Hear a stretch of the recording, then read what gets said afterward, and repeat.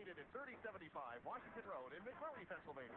For more information or to make an appointment, call 724-942-3002. That's 724-942-3002 for Dennis J. Corsi, M.D.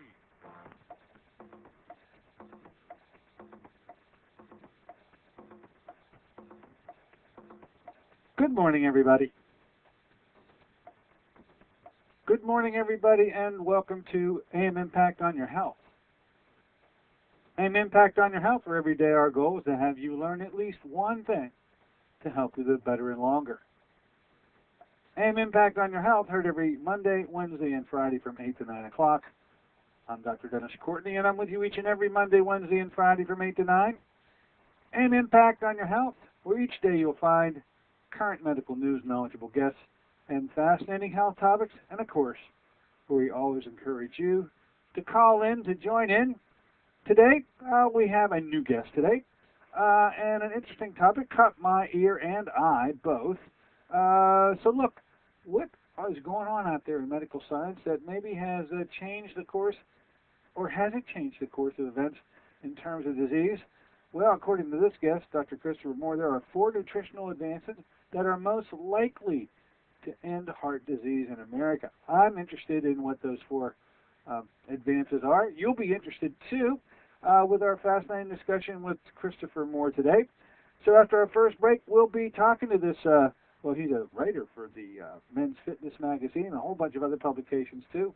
His credentials are impeccable. His message is strong today, talking about heart disease and how just maybe there have been advances that with them we may see a reverse in this trend of heart disease.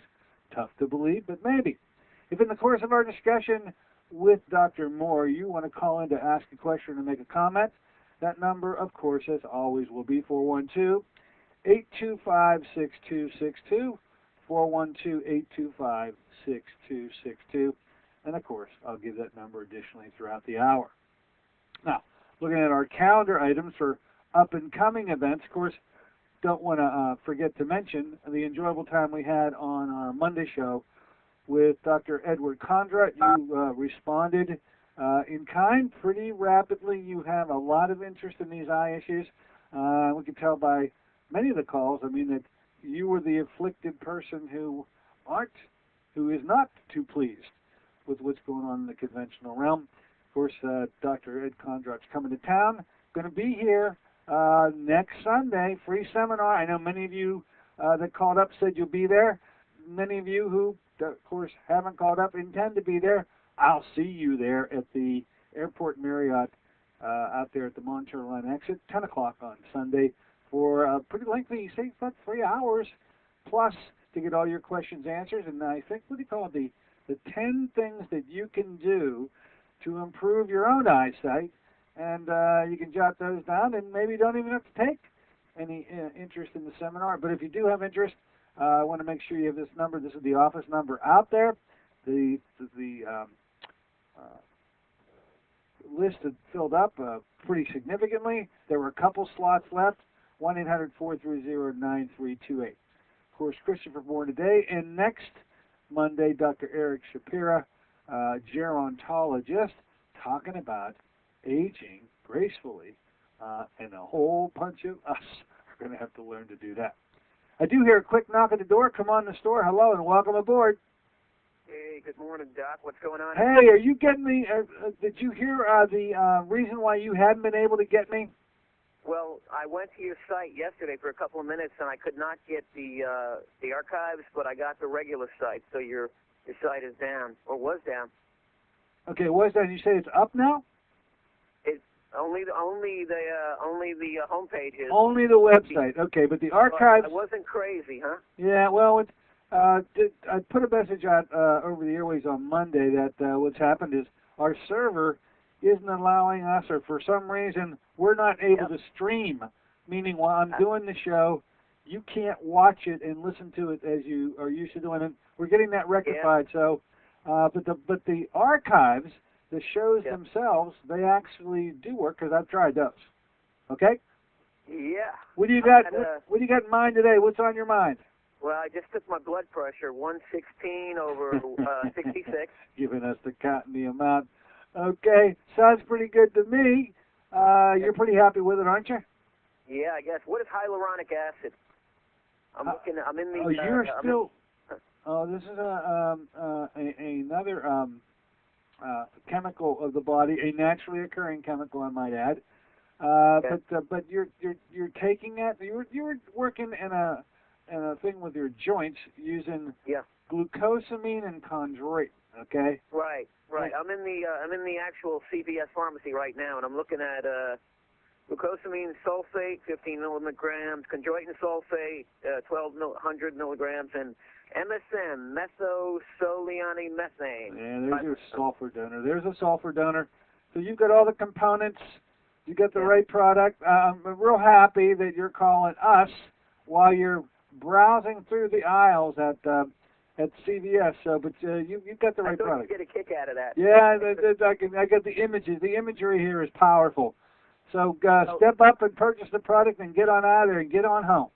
Yeah, but however, here's the funny thing. I told you I read that article on the horses, and that this exact thing has helped they call them elderly horses. Well, look, I told you that the vets, those who have studied veterinary science, they learn very early on what works and what doesn't. Oh, yeah. Because of the amount of money involved with these horses. Oh, yes. They're certainly going to be giving things that are safe for the horse as well as helpful. And I'm not surprised, and I didn't know, but I'm not surprised that the glucosamine chondroitin combination had worked before in those animals. And by virtue of it, it slowly works its way into the human realm. And this one has really... It's been around for quite a while. You're coming on to it late, but that's okay. Better late than never. Good luck to you, by the way. Say what? Good luck to you, by the way.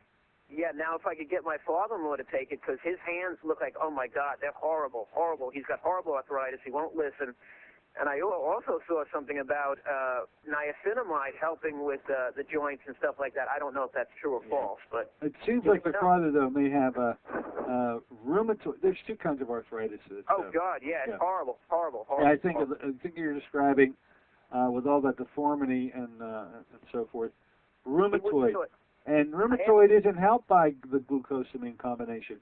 It's only osteoarthritis, the wear and tear form. So that's not going to be helpful for your father. Nonetheless, you can expect it to help you, or at least I hope it does. And I get a feeling, just a feeling, that you'll be letting us know how it works for you. Okay? I know, Doc. I'm a pain in the butt, but at least I'm continually learning. Okay. Keep watching for us. We'll be back live there in a very short period of time. Okay? Thanks, Doc. All right. Yeah. What will we ever do without the Danville report? He's amazing. All right.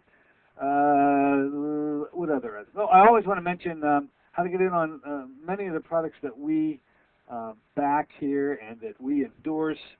There's essentially 3 that I keep bringing to you. I'll bring them to you again.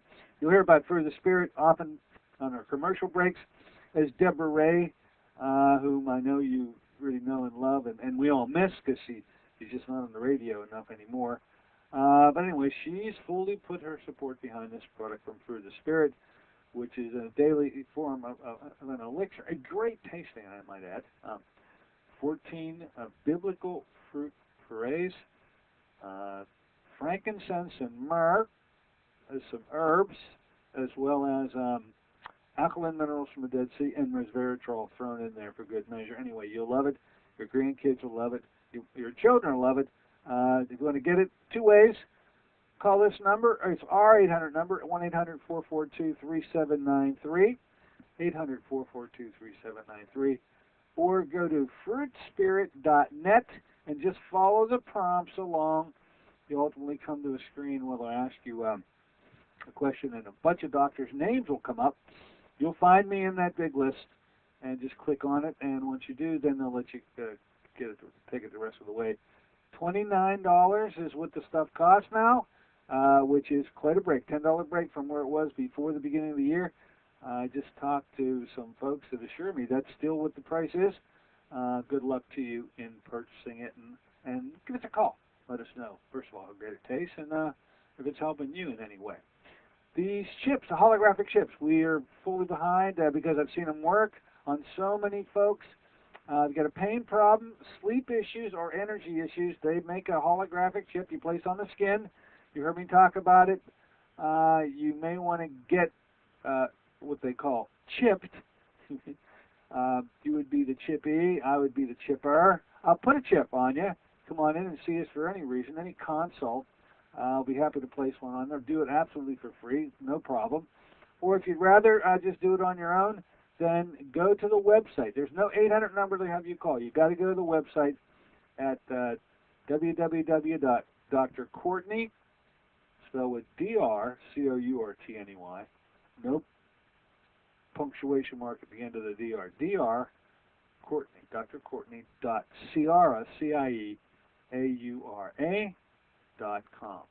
drcourtney.ciara.com. And you can order them right over online and get them that way. And then let me know if you get them that way, how they're working for you too. So finally, I put the APB out. We're starting to see a lot of diabetics. We've certainly had our share of them here in my medical practice, but we're having folks come up and say, I'm diabetic. Dr. Courtney's talked about this on the air. And we have a gentleman, Alan Ridgway, who works for a company that caters to diabetics, especially with custom and form-fitting shoes and all the diabetic supplies. And if you're diabetic, of course, the insurances that you have will more than likely cover all those services. The supplies sent to your door, the custom fit either performed right here, or Alan says, and he has already done, he's gone right to the individual's house if they choose to. So any one of those three reasons, I think I enjoy taking the time to keep passing it on. If you're a diabetic, come on in. There's so much more that needs to be done, and we would have already done a host of those items before, but the newest player on the block is Alan Ridgway, and the support systems that are behind the diabetic because of their special needs keep on. Give us a call and come on and see us, and we'll arrange for Alan to take over with his little portion. Okay, I think that's about it. Why don't we do this? Let's take a short break, and let me dial up Dr. Christopher Mohr. Going to be talking about are there advances that we know about that can change some things? Because boy, this thing with cardiovascular disease is running rampant, and to think, at least this doctor believes, that there could be some advances that will change the course of this disease. I'm interested in learning what they are. Are you?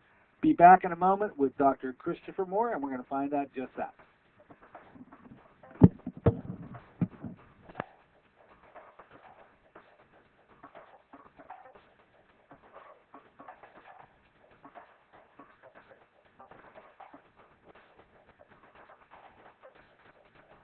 This is Dennis J. Courtney, MD. Have you become confused about how best to manage your health?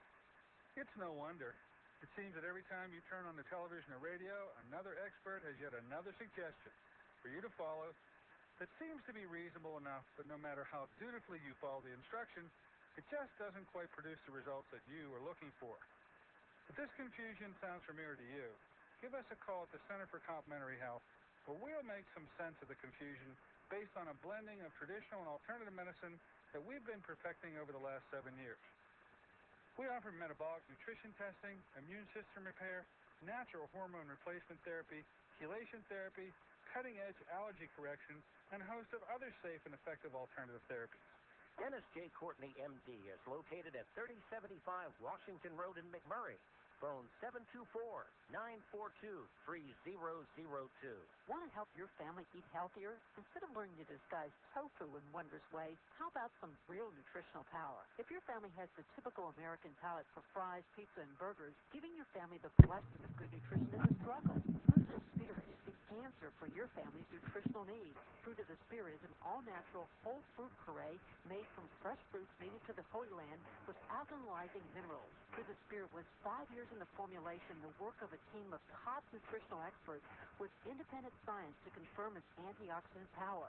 1 ounce a day provides the equivalent of 5 servings of fruits and minerals. Fruit of the Spirit is convenient, affordable, and delicious. Even your picky family will sing the praises of Fruit of the Spirit. Give your loved ones the blessing of good nutrition. Call 1-800-442-3793 for a special promotional offer. Fruit of the Spirit, a blessing for your good health. That's 1-800-442-3793. Call them now, 1-800-442-3793.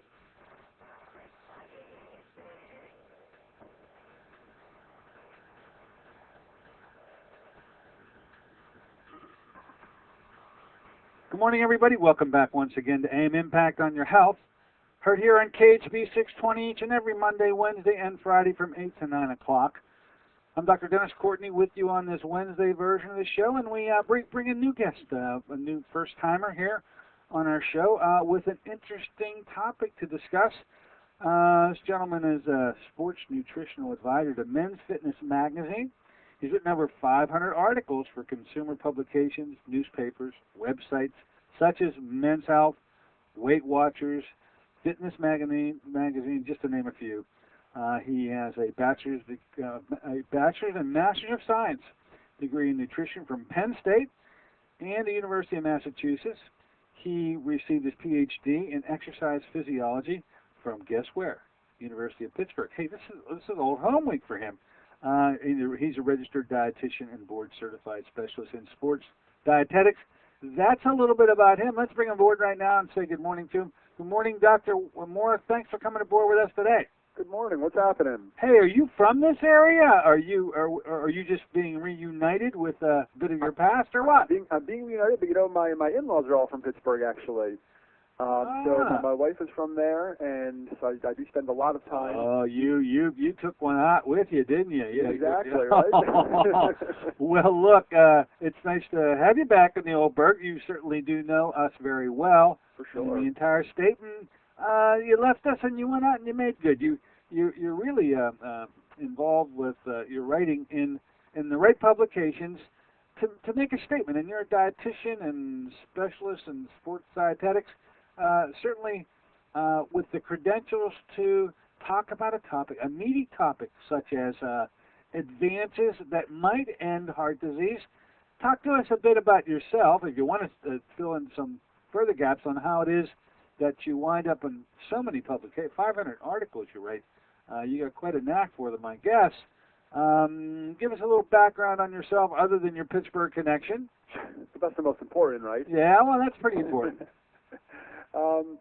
Basically, I've been involved with writing and speaking and things like that for years now, and really just my goal is to get out the simple message of how to improve health, how to make simple changes in our life that can do everything from reduce heart risk disease to reduce obesity and weight loss and things along those lines. So on a obviously you mentioned my professional background, but then I'm also involved here. We work with women. We do a women's boot camp. I've done the Ironman a few years ago. So try to keep active personally and professionally. All right. Certainly been active professionally. You keep it up with that Ironman stuff. An image is coming across the airways loud and clear. Now, this thing with heart disease. Now, as a medical doctor, what I see is this thing burgeoning, and this isn't going out of control here, okay? And it's interesting to get a byline such as the one you profess, saying, hey, there just may have been some advances out there, or there are some advances that could change the course of these events. But talk to us a bit about the part I'm seeing, and I can verify that this is completely out of control with respect to how frequent this problem of cardiovascular disease is. What are some stats of the heart disease issue with respect to the United States of America? Yeah, it's pretty scary, and you've seen it obviously firsthand with patients as well. But the number one, the killer in America. So I think we have made some progressions over the last few years and few decades. But with that said, I also think we have a very long way to go. And you know, I talk about some simple changes that can be made and that have been made, but really the list is endless of what people need to do in terms of making some dietary changes and improving their exercise, losing body weight, because these are all, as you know, tied into, of course, heart disease among others. Okay, so with respect to heart disease, and you with your background, so strong in dietetics and you are a dietitian, sports dietetics and the like. We've been on a collision path. Those that maybe haven't taken their health as serious as a lot of people you're around, because in general we do all the wrong things, don't we? As citizens of the United States, we're eating some pretty bad stuff. Unfortunately, yeah, a lot of people do a lot of the wrong things, and from fast food to soft drinks, and again, the list is endless. So we can't point the finger at just one thing, as you know, in terms of it's fast food that's causing this, or it's soda, but all these combined really add up to put us in a pretty bad state of affairs in terms of the health as a nation. They've some recent statements have suggested that obesity is soon to surpass smoking as the number one disease that can be preventable disease in America, which is pretty scary. So it's amazing, and it's amazing the things we see. And you've probably heard about the one story that's gotten a lot of media attention lately is the woman in New Jersey who's trying to gain 1,000 pounds. Oh yeah, I heard that. Yeah, right. So I mean, that kind of stuff is scary in terms of the health of obviously that woman in particular, but then as a nation, and of course that's a little extreme. But the more I see it, it's scary out there. Well, are we as Americans completely? Have we eclipsed everybody? Are there some better examples in this wide world of ours where they appear to be doing things right, and we're the ones that are off track? Yeah, there are some nations when you look at, solely when we're looking at the nutrition as a whole, and, European nations are a good example, and some of their dietary practices are a little bit better than Americans. And when we look at their diet as a whole, which is often called the Mediterranean diet, of course, for the region they live, it's high in, or first of all, it's lower in processed foods. And when I say processed, a lot of the packaged items that are so common in the States, it's much higher in fish, fresh fruits and vegetables, nuts, grains, a lot of, so those are all great for us, fiber, things like that. In America, we're eating a lot of the processed carbohydrates that have, zero fiber in them. All the nutrients are pretty much stripped away. We eat, on average, 2 servings of fruits and vegetables total per day per person, when the recommendation is, a minimum of 5, and it'd be better if we can get upwards of 10. So countries, European countries as a whole are doing much better in the nutrition world, and also in the exercise world. It's a lot more common to walk to the local markets and things like that versus, everywhere we go around here, usually we're driving, even if it's something that's 2 minutes away. Well, now look, the French keep always popping up on the screen because some of their practice, the use of butter and the fat content of their food is meteoric compared to even us. Yet, if I've got this correct, their incidence of heart disease and so forth is much less, and their life expectancy is much more than ours. Am I right about that? You are, and it's something that's often called the French paradox when you use the French as an example.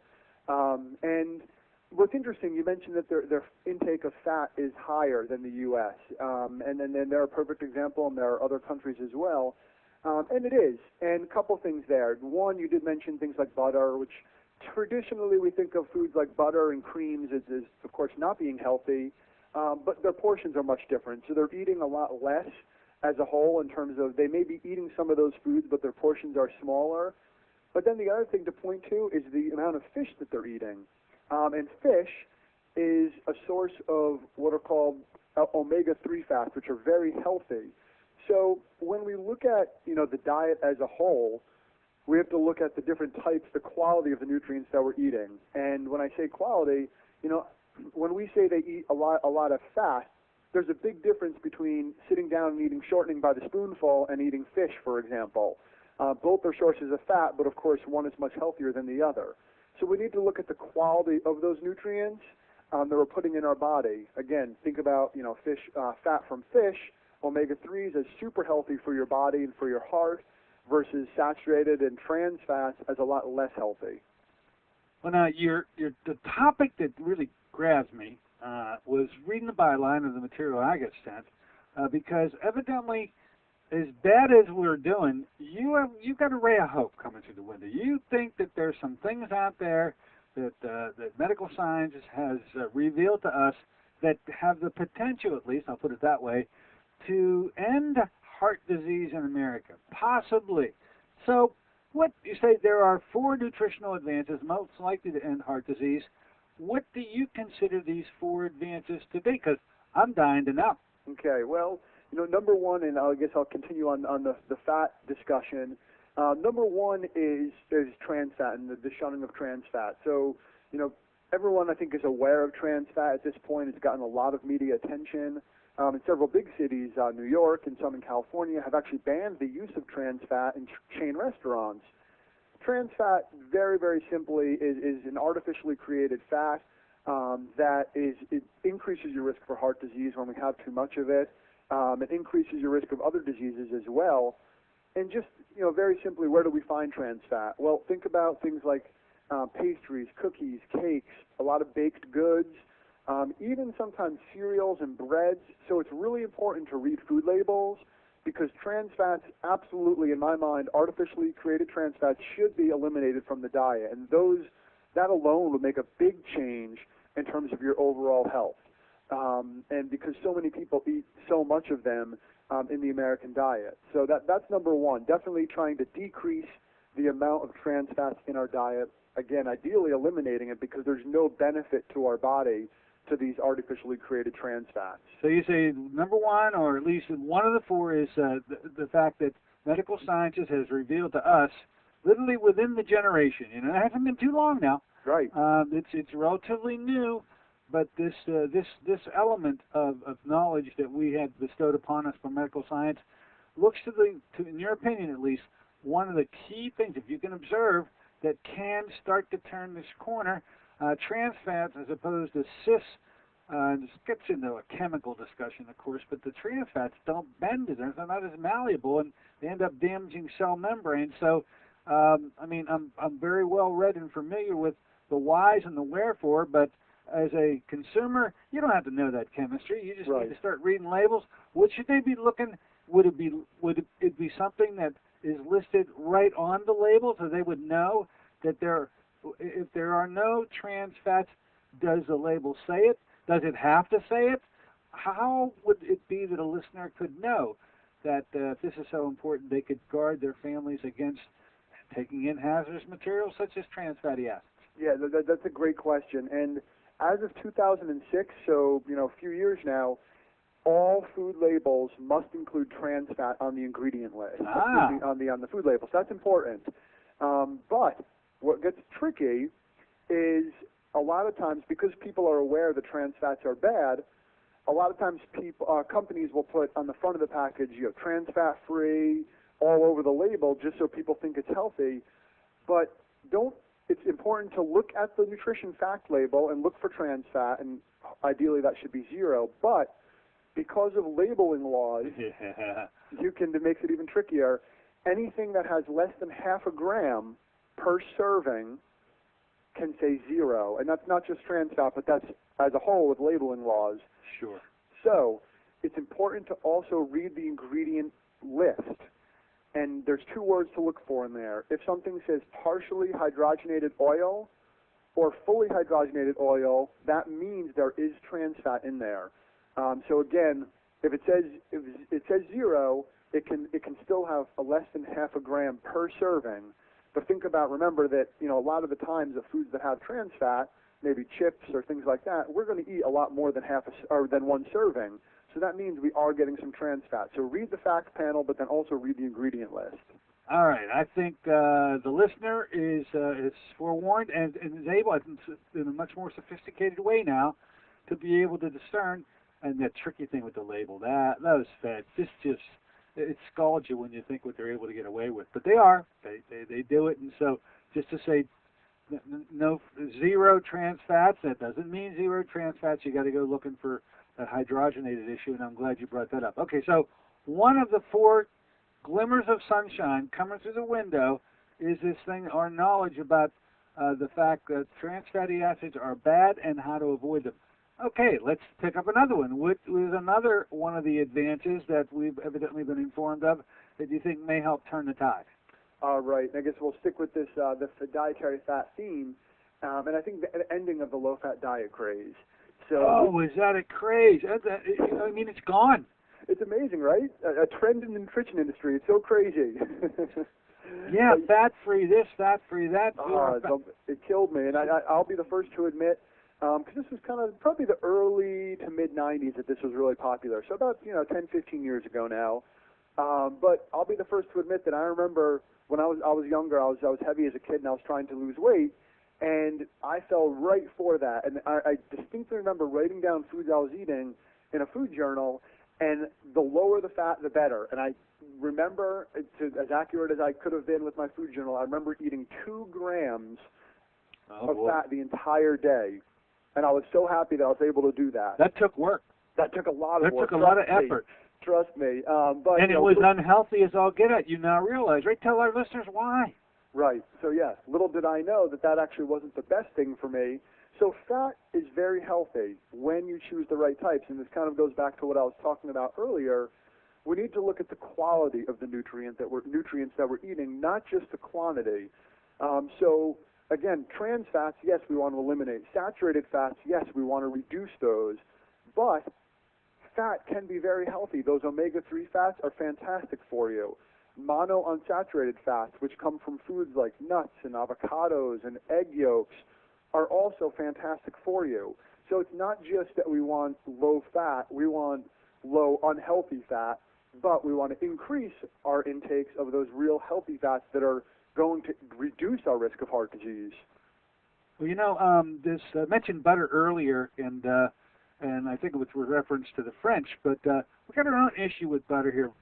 Is it margarine, there is a scientific fact that I think is pretty pertinent to bring up to the listeners now, talking about this low-fat issue, because we do have a negative, or at least we certainly did have, a negative connotation to the butter, always thinking that the margarine is better. That, in fact, is absolutely not true. Got some light to shed on that? Yeah, so, then you may have seen the recent media attention that butter has gotten in terms of, butter may not be so bad after all. So there's, again, we're not going to get into these complicated chemistry, but there are some different types of saturated fats as a whole in terms of the structures. But I think what's important, is everything, most in at least moderation. So if you're going to have a little bit, the more natural an ingredient can be, the better. The less processed the food can be, the better. So I think that's important when we look at different foods, whether it's, fresh churned butter or margarine, that most of them have trans fats and things like that. So you have to be very careful. Again, going back to reading food labels. And I think this butter thing is interesting. I think some other different saturated fats have gotten some media attention lately. But, for now, definitely reduce those trans fats. As a whole, reduce the saturated fats, and we'll keep an eye on that research about the other saturated fats as well. Is there not one other additional concept that needs and should be introduced with respect to the low fat? Is that because I still walk down the aisle and I'll see it there, and it's put right on the label. But I've come to appreciate that if it says low fat, because of the consistency and the taste of the item, that almost means that there's got to be more carbohydrate in there, and consequently even more calories in there than it would be without it, to get that consistency and taste back that was sacrificed by pulling the fats out. Is that legitimate? Yeah, exactly. And that was what I think people started to become aware of that. Like we said earlier, everyone, for a while it was low fat or fat free, and that was didn't matter what it was as long as it didn't have fat.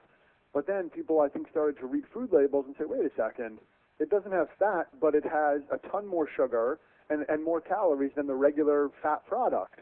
Because, like you said, if I'm going to eat, a donut, for example, I know what that donut tastes like because I've probably had it before. Well, if suddenly they take all the fat out and don't do anything else, it's going to taste like cardboard. They flat. So exactly. So we need to the companies need to replace that flavor so the consumers don't know the difference, so to speak. And they do that with sugar and with sometimes other ingredients, other chemicals and whatever it takes. So again, fat-free does not mean healthy. Keep that in mind. If it's a piece of fruit, it's naturally fat-free. Fantastic.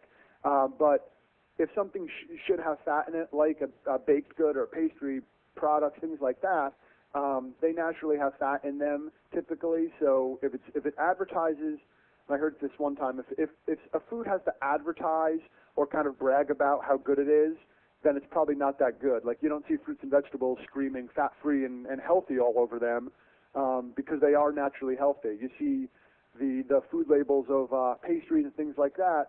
As much as the company can get you to buy them, they will do whatever it takes to get you to buy them. All right, so as I'm counting up and trying to get to the number 4, I see you talked about shunning trans fats. Okay.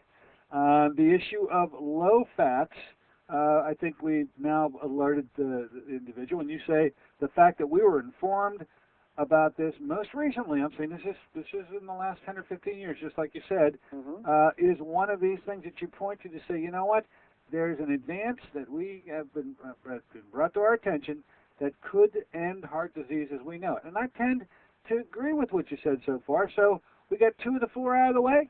Okay. Okay. Got another? Got one more here, or 2 more, excuse me. Okay. The other thing is the kind of the fixing of the government's food guide pyramid. Oh, that pyramid. Yeah. Oh, it doesn't look like a pyramid at all anymore, does it? No, it doesn't. It actually, so for what people used to know of as a pyramid was, the bottom row should be carbohydrates, then kind of stacking on top of each other. But now, 2005, so 5 years ago, they actually restructured that pyramid. So it gave more balance to different foods, actually. And it actually talks a little bit more about some of the quality of the nutrients. And I wish it would do that more, to be honest, because it's so important to talk about the quality of the foods we take in, not just with fats, like I said, but carbohydrates as well. Like I always say that you can drink a soda, that's a carbohydrate, or you can eat an apple, that's a carbohydrate as well. Of course, the two of them are, couldn't be any further from, opposite ends of the spectrum. So the food guide pyramid, I think, has gotten much better over the years. I don't think it's perfect, but I think it has eliminated at least, the basic carbohydrates as the foundation. So it's made more of an attempt to balance the carbs with the fat and the protein as well. And it also mentions exercise, which previous ones have not, which thankfully it's mentioned exercise as well. So I think made some strides in that sense. Again, I don't think it's perfect, but I think it's gotten much better. Oh, it was quite a fight to get that thing changed. And what would it look like? And then dietitians weighed in. Your profession certainly weighed in on this when everybody had a shot. And as I say now, they got to change it to the food square or with the polygonal figure. It just is not a pyramid anymore. Right. Okay, so but that does show that we've got an air of sophistication about us to the point where even the government couldn't look at that thing that they had before and say that there was any accuracy to it. So they changed, and admittedly, maybe even reluctantly, but so it does reflect the scientific knowledge, the advancements that have been brought to us more recently, and that's 2005, so that's really recent. Right. Team that with the end of the low-fat craze, okay, earlier in the 90s, but shutting of trans fats.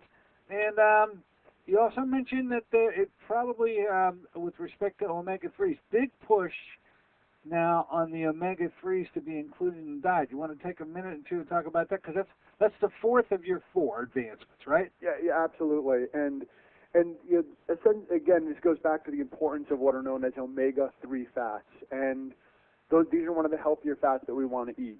We talked about the French earlier. They eat more fish in their diet naturally. Another population, the Eskimos, You look at their diet, it's about 70% fat, but where you look at where the fat's coming from, of course, thinking about what they would, what a lot of their food source would be, is fish and seal and things like that, which basically are high in omega-3 fats.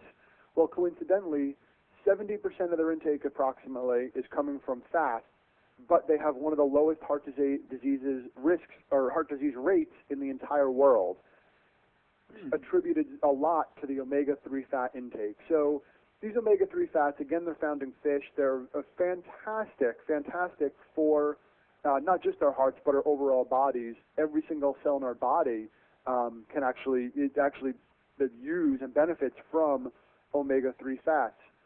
Now, the American Heart Association recommends up to 12 ounces of fatty fish per week. And what does that mean? What does fatty fish mean? Well, things like wild salmon, tuna, sardines, anchovies, all great sources of these omega-3 fats.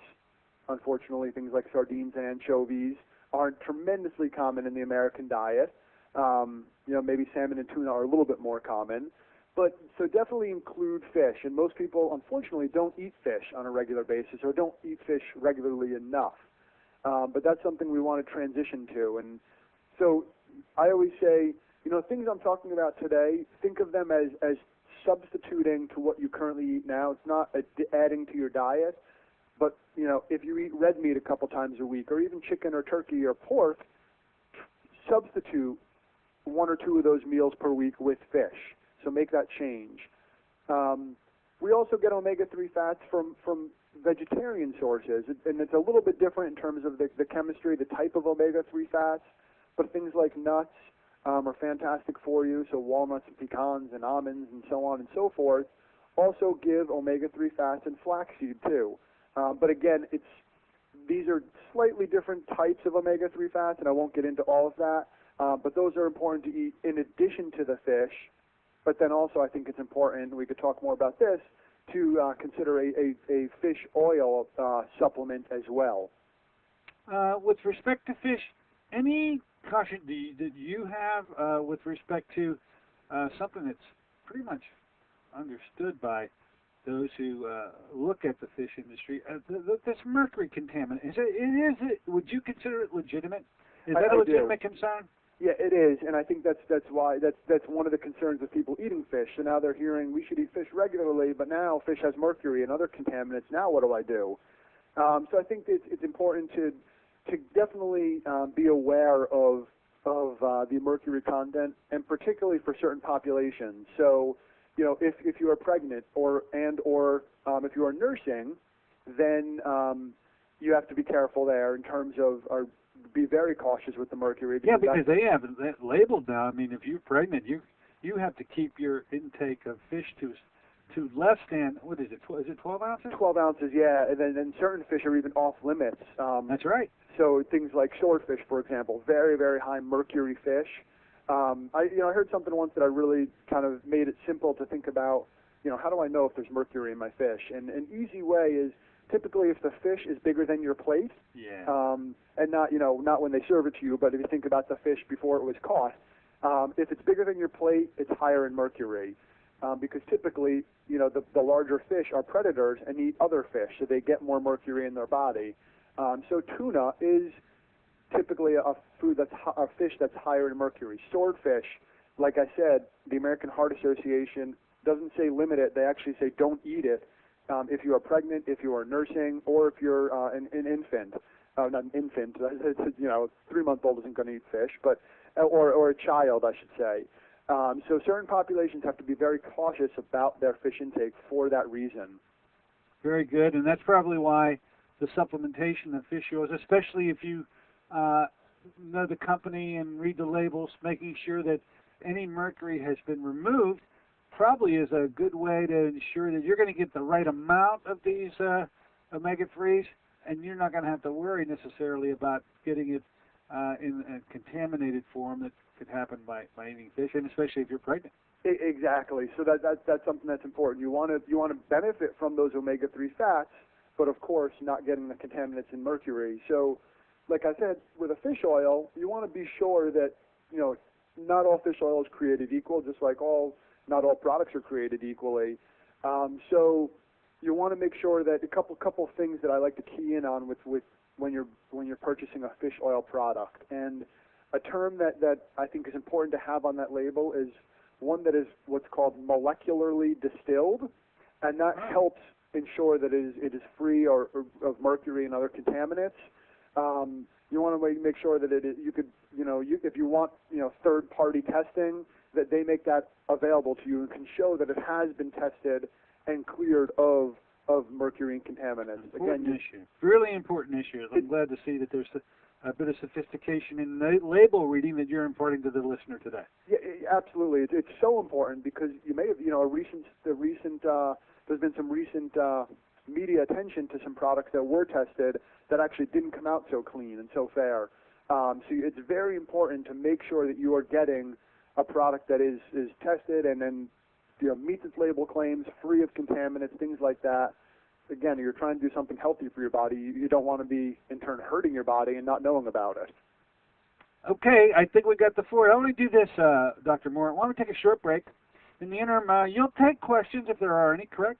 Mm-hmm. Those out there listening who feel that they want to call in, ask a question, or make a comment, 412-825-6262. We'll let you do that. As we take a short break, when we come back, I'm going to ask the doctor about eating organic. I'm going to take a guess that he sort of does. Anyway, maybe I'm wrong. We'll find out in a minute. We're with Dr. Christopher Mohr talking about advances, better said, how your nutrition can literally give you that edge that you're looking for with respect to cardiovascular disease. Be back in a moment.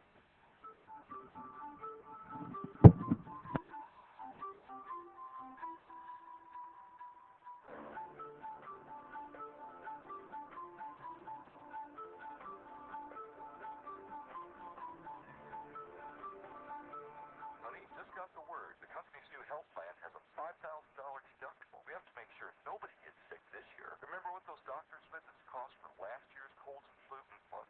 Sorry, I've got to go. Love you. We can do this. We can cut the fast food lunches. Soda, that's a lot of sugar. We could all take that evening walk. And hey, I heard a program about fruit of the spirit. What did they say? 1 ounce, the equivalent of 5 servings of fruit with herbs and minerals. We could add some to our breakfast protein shake. Fruit of the Spirit's unique whole fruit puree. Fruit of the Spirit contains fresh fruits native to the Holy Land and alkalizing minerals from the Dead Sea with no added sugar. Fruit of the Spirit's unique product from 5 years of work from science-based nutritional experts. Call 1-800-442-3793 for a special promotional offer. Fruit of the Spirit, a blessing for your good health. Fruit of the Spirit, convenient, affordable, and delicious. That's 1-800-442-3793. Call us now, 1-800-442-3793. This is Dennis J. Courtney, MD. You become confused about how best to manage your health. It's no wonder. It seems that every time you turn on the television or radio, another expert has yet another suggestion for you to follow that seems to be reasonable enough, but no matter how dutifully you follow the instructions, it just doesn't quite produce the results that you are looking for. If this information sounds familiar to you, give us a call at the Center for Complementary Health, where we'll make some sense of the confusion based on a blending of traditional and alternative medicine that we've been perfecting over the last 7 years. We offer metabolic nutrition testing, immune system repair, natural hormone replacement therapy, chelation therapy, cutting-edge allergy correction, and a host of other safe and effective alternative therapies. Dennis J. Courtney, MD, is located at 3075 Washington Road in McMurray. Phone 724-942-3002.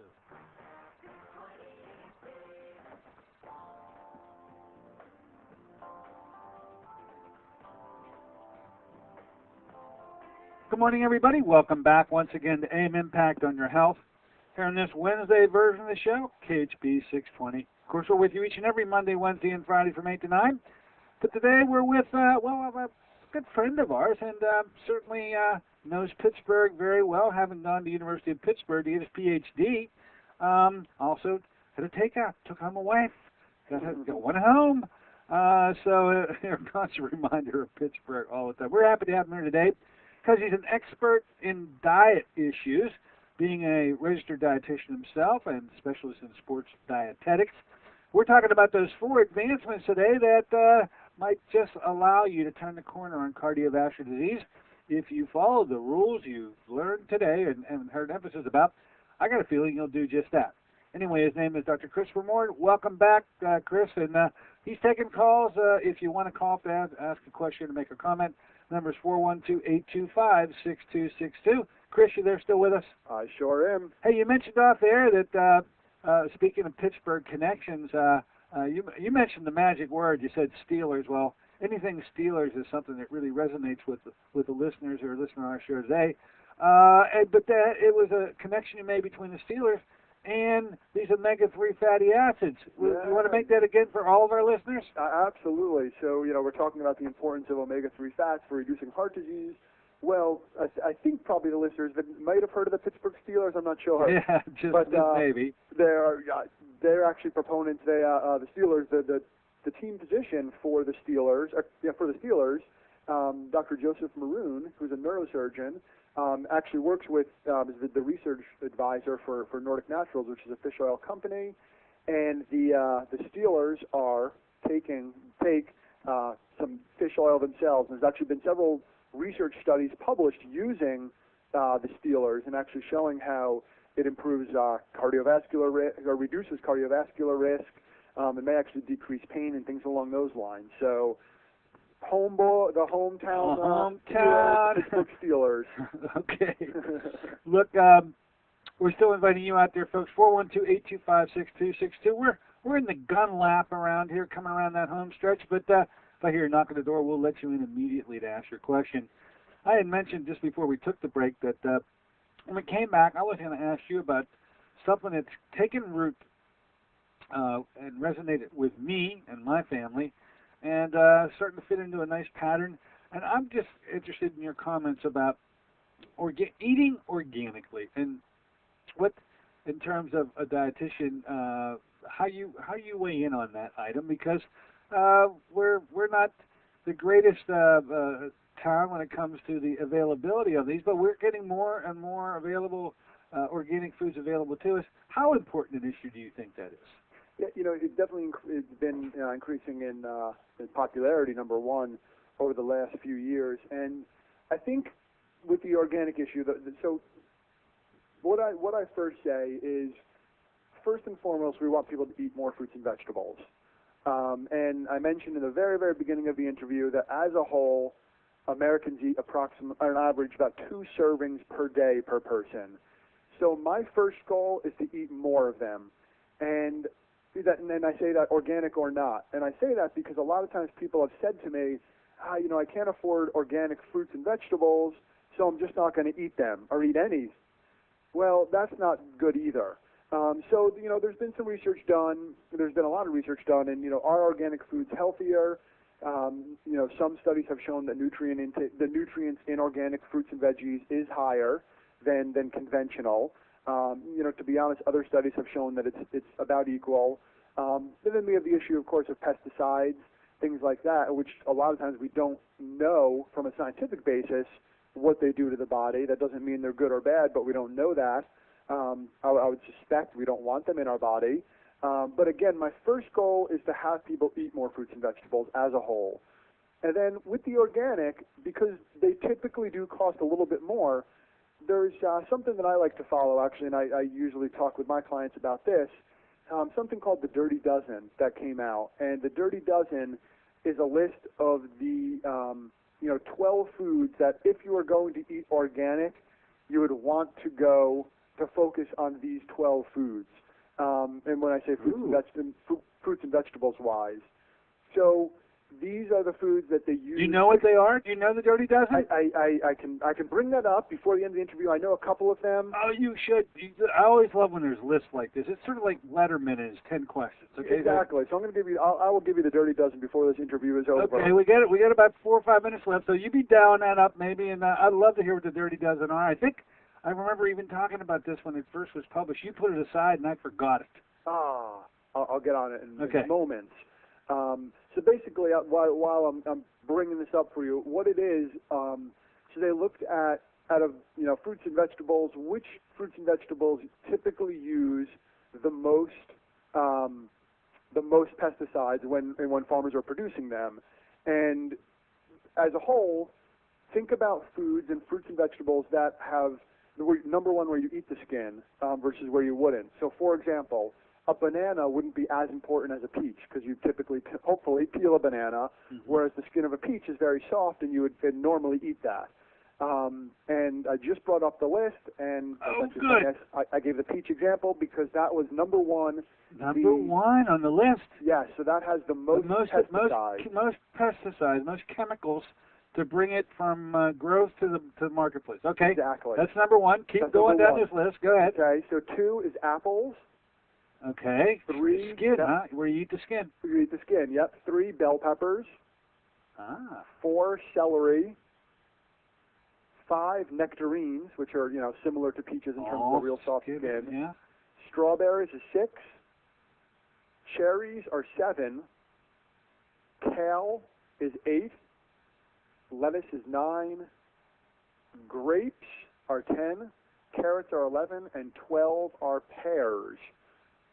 So what those were again, they're suggesting if you're going to focus on trying to budget your money, things like that. That's helpful. That's a very helpful list. It is. Those would be the 12 you'd really want to focus on because those are the 12 that are the highest level of pesticides compared to some of the others. And it's so difficult, too, to be able to, like, I was once told, pretty recently, too, that an apple commercially grown and harvested and brought to market actually could be an apple that could have been picked as long as a year ago and then stored in a warehouse. Is there any validity to something like that? Well, I got to be honest, I haven't heard that long. That one caught my attention. Yeah, no, I mean, I haven't heard that long. I mean, I know, it would make sense to me that, a couple of weeks, because if something is picked, if you're in Pittsburgh, Pennsylvania, and something is picked in Peru, for example, it's obviously not going to be at your grocer within hours, but definitely several weeks. A year thing, though, can you imagine? A year, you got to run that down. Yeah, I got to check that out. Hear it. That seems hard to believe, but you know what? You never know. Well, the corollary I'll make is because with processed food, and if you're going to start using chemicals, that's processing fruits and vegetables. That's making them, trying to rid all of the uncommercialism out of it. Okay, trying to get it to market with the most amount of recovery of dollars. Right. So there's some sense in the fact that there be a reason to want to do that. The longer the shelf life, the better it is for those who grow it. The longer it is and be kept around. And my corollary is the Twinkie. If you find that Twinkie that slipped in the back of your cupboard and then sort of hidden out of sight, and a year and a half later you pick that Twinkie, it tastes just like it would had you bought it yesterday, because of those chemicals. So, hey, you never know.